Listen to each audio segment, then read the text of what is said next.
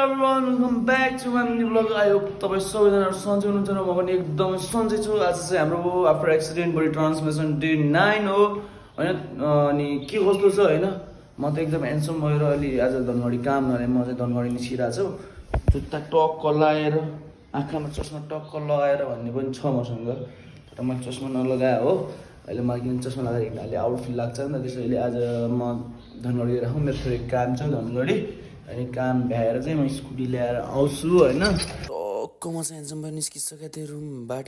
त तपाईँहरू देख्न सक्नुहुन्छ मैले चाहिँ गाडीमा बसेर तपाईँहरू देख्न सक्नु फर्स्ट सिटमा बसेर नजारा तपाईँहरू देख्न सक्नुहुन्छ। अनि त्यसपछि यो राष्ट्रिय निकुञ्ज हाम्रो यता शुक्लाबाट राष्ट्रिय निकुञ्जको भ्यू। त्यसपछि म पुगेँ धनगढी पुगेर मैले कामसाम भ्याएर म निस्किसकेको थिएँ। अनि घर पुगिसकेपछि महेन्द्रनगर पुगिसकेको थिएँ। महेन्द्रनगर पुगेर म निस्किसकेको थिएँ। जिम भनेपछि त अरे रघुमे जिम दौड्छ मेरो चाहिँ।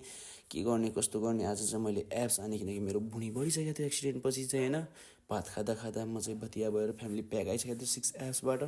त्यसैले मैले फर्स्ट गरेँ साइक्लिङ, यो एक्सर्साइज गरेँ मस्त गरेँ लगभग 5-10 मिनट। त्यसपछि गएर मैले सेटअप हाने, यसको 3 सेट हाने म्याकाडक्स 20 रेप्सको दबाएर। यसको पनि 3 सेट हाने भन्नाले 20 भन्नाले 40 रेप्सको यो हाने हो। कसम आज त मेरो पेटको त हालत डाउन भइसकेको थियो।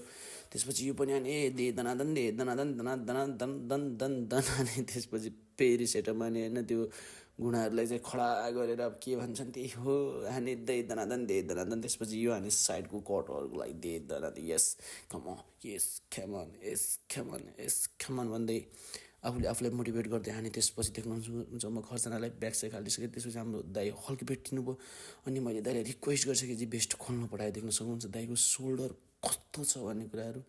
अनि हामीले राहान फेरि त्यहाँ रुचिदेखि सकिन्छ भनेर चट्ट मिलाएर हान देख्न सक्नुहुन्छ तपाईँहरू। दाइलाई मैले यस्तो रिक्वेस्ट गरेँ किनकि दाइ भनेको मान्नुहुन्छ। अनि देख्न सक्नुहुन्छ यत्तिको सोल्डर हुनुपर्छ कि बब्बाल छ। दाइ भने भाइ भने भाइ हुन लजावती फुल जस्तै छौ तिमी, फेरि दाइ लजाइदिएर अब के भनौँ। त्यसपछि म चाहिँ अब होइन दाइको बडी देखेर चट्ट खुसी भएर आफूले हेर्दै एकछिन रमाइलो गर्दै केही सिसा ऐनातिर गएँ देख्न सक्नुहुन्छ। त्यसपछि चाहिँ म निस्किएँ जिमबाट बाहिर निस्किसकेँ थापा दाइसँग बाहिर निस्किएँ। एप्स हानेर पेट दुखिरहेको थियो मेरो। त्यसपछि मैले चाहिँ खानासाना खाएर म सुत्नलाई रेडी भइसकेको थिएँ किनकि आज लाइट गएको थियो। अनि के कस्तो लाग्यो तपाईँहरूलाई मेरो मिनी ब्लग, प्रतिक्रिया जनाउन चाहिँ नभुल्नु होला, दिन चाहिँ नभुल्नु होला। लाइक कमेन्ट सेयर सब्सक्राइब गरिदिनु होला।